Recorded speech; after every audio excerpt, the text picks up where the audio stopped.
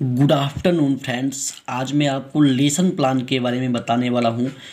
जब बीएड आप करते हैं और जब आप थर्ड सेमेस्टर की शुरुआत करते हैं तो वहाँ पर आपको लेसन प्लान बनाने की आवश्यकता होती है। तो आज मैं आपको पेडागोजी ऑफ मैथ इससे संबंधित आपको लेसन प्लान बता रहा हूँ। पेडागोजी ऑफ साइंस और भी सब्जेक्ट के मैं लेसन प्लान आपको बताऊँगा, लेकिन सबसे पहले आज की वीडियो में हम चर्चा करते हैं गणित विषय की लेसन प्लान की। तो देखिए यहाँ पर मैंने कक्षा 7वीं यहाँ पे इस तरीके से होता है। ये मेरे खुद का लेसन प्लान है फ्रेंड्स, जब मैं बीएड कर रहा था उस समय का है।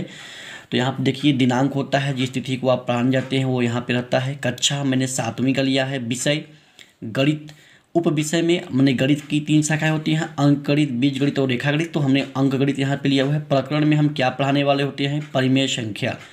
विद्यालय का नाम, तो जिस विद्यालय में आप पढ़ रहे होते हैं वहाँ इसका नाम होता है तो श्री जमुना प्रसाद मौर्य शिक्षा और प्रशिक्षण संस्थान खेवड़ी वाराणसी। समय 40 मिनट का होता है, ये आपके अनुसार होता है। 35 मिनट का भी घंटा लगता है। कालांश द्वितीय, हम सेकेंड बेल में वहाँ पढ़ाने के लिए जाते हैं तो हमने वहाँ पर द्वितीय डाल दिया है। आगे है लेसन प्लान में सबसे पहली चीज़ है कि जो आप प्लान बना रहे हैं उसका सामान्य उद्देश्य क्या है। तो सामान्य उद्देश्य में हमने यहाँ पे 3 जो है फैक्ट लिया हुआ है। छात्रों में गणित विषय के प्रति रुचि जागृत होगी। दूसरा क्या है? छात्रों को गणित विषय का महत्व ज्ञात होगा। सही बात है। छात्रों को कल्पना शक्ति, सोचने समझने की क्षमता का विकास होगा। जो छात्र हैं तो गणित विषय के बारे में जब उनको बताएंगे, परिमेय संख्या के बारे में बताएंगे तो इससे उनकी कल्पना शक्ति बढ़ेगी और सोचने समझने की क्षमता का विकास होगा। तो ये हमने कुछ सामान्य उद्देश्य लिया है। अब हम कुछ विशिष्ट उद्देश्य की बात कर लेते हैं। तो विशिष्ट उद्देश्य में जिस टॉपिक को आप पढ़ा रहे हैं उसको पढ़ने से छात्रों को क्या लाभ होगा उसको हम लिखते हैं। तो छात्र परिमेय संख्या के बारे में जान सकेंगे। दूसरा, छात्र परिमेय संख्याओं की पहचान कर सकेंगे।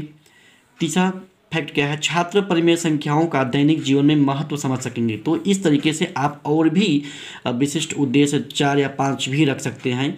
हमने 3 टॉपिक लिया हुआ है और जो यहाँ पे फाइल है इसमें भी 3 पॉइंट ही दिया गया है, तो हमने 3 लिया हुआ है।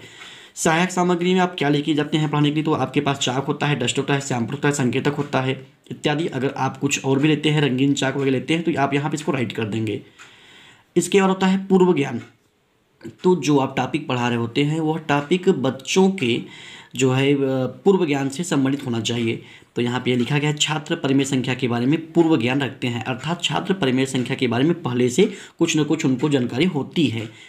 ठीक, तो इसके बाद आता है प्रस्तावना। तो प्रस्तावना में हम जो टॉपिक पढ़ाने वाले होते हैं उसको हम बच्चों से निकलवाते हैं। ठीक, तो देखिए आपने माइक्रो टीचिंग में इसको किया होगा, तो अब यहाँ इसको अच्छे से हम समझा रहे हैं, बिल्कुल आपके डाउट को क्लियर करके।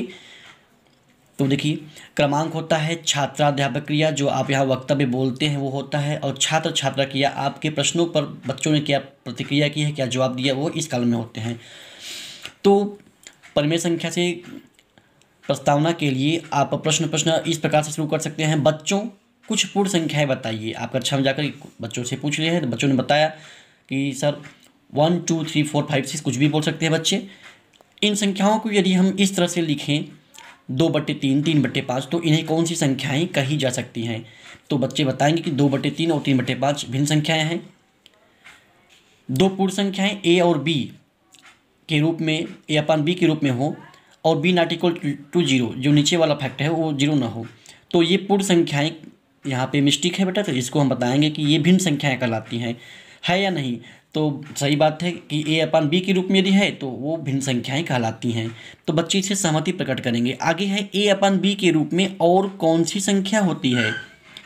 तो बच्चे बताएंगे कि सर A/B के रूप में परिमेय संख्याएं भी होती हैं। अब आपको पूछना है कि परिमेय संख्याएं किसे कहते हैं, तो ये उनके लिए समस्यात्मक प्रश्न हो जाएगी। कुछ बच्चे कुछ बातें बोलेंगे पर वो पूरी नहीं बोल पाएंगे। तो अब आपका यहाँ पे उद्देश्य कथन निकल के सामने आता है। तो आप बताएंगे कि बच्चों आज हम परिमेय संख्या के बारे में जानेंगे या परिमेय संख्या के बारे में अध्ययन करेंगे। इसके बाद आता है आपका शिक्षण अधिगम व्यवस्था।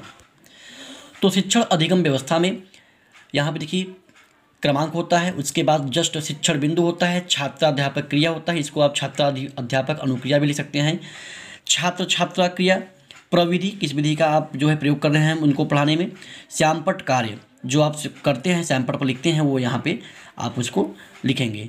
तो शिक्षण बिंदु में पहला देखिए क्रमांक में शिक्षण बिंदु हमने क्या लिया, परिमेय संख्या की परिभाषा। तो परिमेय संख्या की परिभाषा क्या है, तो यहाँ बताया गया कि यदि a और b दो पूर्णांक हों तब a/b एक परिमेय संख्या कहलाती है जहाँ b नॉट इक्वल टू 0। जैसे 2/3 -3/7। अब यहाँ पर आपको ये बता दिया गया, देखिए a और b दो पूर्णांक हों, यहाँ पर पूर्ण संख्या नहीं बोलना है क्योंकि परिमेय संख्याओं में नेगेटिव और पॉजिटिव दोनों आते हैं, तो इंटीजर होने चाहिए दोनों, ठीक है। तो परिभाषा आपका बिल्कुल सही होना चाहिए। अब जब आप ये बच्चों को बताएंगे तो बच्चे उस चीज़ को सुनेंगे, तो आप लिखेंगे छात्र ध्यान से सुनते व समझते हैं। किस विधि का इस्तेमाल किया, प्रविधि में क्या हो जाएगा, व्याख्यान सह श्यामपट्ट कार्य, है ना। आपने ये बताया बच्चों को और ये एग्जाम्पल वगैरह आपने बोर्ड पर लिखा होगा। तो a और b दो पूर्णांक हैं तब तथा b नॉट इक्वल टू 0, जो आपका डिनोमिनेटर है हर वह 0 नहीं होना चाहिए। तो a/b परिमेय संख्या है, जैसे 2/3 और -3/7 आपने इसको बता दिया। अब बच्चों से आप जो है बीच बीच में मूल्यांकन प्रश्न भी पूछते रहेंगे कि बच्चे आपकी बात को सुन रहे हैं कि नहीं सुन रहे हैं, उनका ध्यान आपके पढ़ाई पर है कि नहीं, ठीक। आपके द्वारा यह जो है बीच बीच में करना अनिवार्य होता है। तो प्रश्न आप पूछेंगे 5/0 परिमेय संख्या है या नहीं। जैसे यहाँ पे प्रश्न पूछा गया 5/0, तो 5/0 परिमेय संख्या है या नहीं, तो बच्चे बताएंगे नहीं। क्यों, क्योंकि आपने यहाँ पे बताया था कि b नॉट इक्वल टू 0 और यहाँ पे जो b है मतलब हर वह 0 है। तो बच्चे ने बताया, इसको समझ गए होंगे बच्चे, और बच्चे ने बताया है कि नहीं। प्रश्नीकरण था, विधि में आपने प्रश्न किया है इसलिए प्रश्नीकरण है। श्यामपट्ट में आपने 5/0 लिख करके पूछा होगा। आगे आप पढ़ाएंगे परिमेय संख्या के प्रकार। तो परिमेय संख्याओं के प्रकार में आप बताएंगे कि परिमेय संख्या कितने प्रकार के होते हैं। तो परिमेय संख्याओं के प्रकार में धनात्मक परिमेय संख्या, जब किसी परिमेय संख्या का अंश व हर दोनों धनात्मक या ऋणात्मक हो तो वह धनात्मक परिमेय संख्या कहलाता है।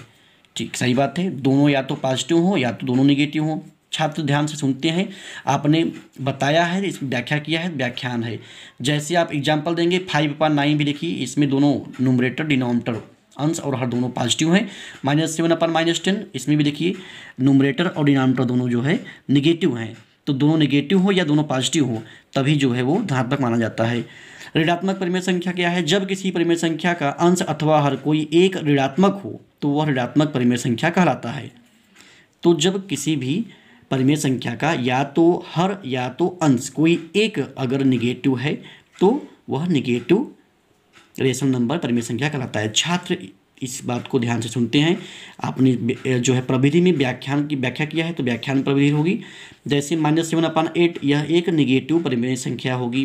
क्यों, क्योंकि इसका न्यूमरेटर निगेटिव है। 5/-9 यह भी जो है ऋणात्मक परिमेय संख्या है। अब इतना बताने के बाद आप एक मूल्यांकन प्रश्न और पूछ सकते हैं बच्चों से कि बच्चों ने आपकी जो है बात को सुना है या नहीं। प्रश्न क्या किया आपने, एक परिमेय संख्या धनात्मक कब होती है। तो बच्चे सुने होंगे तो उनको याद होगा थोड़ा सा कि जब अंश व हर दोनों धनात्मक या दोनों ऋणात्मक होते हैं तो जो है वह परिमेय संख्या होती है। कैसे आपने कहा, प्रश्नीकरण। ठीक, तो ये आप जो है शिक्षण अधिगम व्यवस्था के अंतर्गत लिखेंगे। अब इसके बाद क्या आता है, इसके बाद आप जो मूल्यांकन प्रश्न किए रहते हैं उसको भी, जो बीच बीच में पूछे गए होते हैं प्रश्न, मूल्यांकन प्रश्न कि बच्चे सुन रहे हैं या नहीं, तो उनको आपको फिर से लास्ट में लिखना होता है। तो मूल्यांकन प्रश्न में आपने पहला क्या पूछा था, 5/0 5/0 परिमेय संख्या है या नहीं, ये पूछा था आपने। और क्या पूछा, एक परिमेय संख्या धनात्मक कब होती है, ये आपने पूछा था। सबसे ज़रूरी चीज़ है, जब आप सब कुछ पढ़ा लेंगे बच्चों को तो उनको गृह कर देना अनिवार्य होता है कि बच्चे जाएँ घर पर उसको किसी तरीके से दोहराएं। तो आप सभी लोग धनात्मक एवं ऋणात्मक परिमेय संख्या के 5 उदाहरण लिखकर आएंगे। तो ये आप इस तरीके से लेसन प्लान बनाएंगे तो एक कामयाब लेसन प्लान होगा और बिल्कुल सही होगा। तो आई होप कि आपको जो है ये लेसन प्लान बिल्कुल अच्छे से समझ में आया है। और ऐसे ही अगर आपको और भी किसी टॉपिक पर कन्फ्यूजन होती है तो आप अपने DK clear all doubt channel पर अपने किसी भी प्रकार के कन्फ्यूजन को दूर कर सकते हैं। तो मिलते हैं नेक्स्ट वीडियो में एक नए कौशल के साथ। जय हिंद, जय भारत।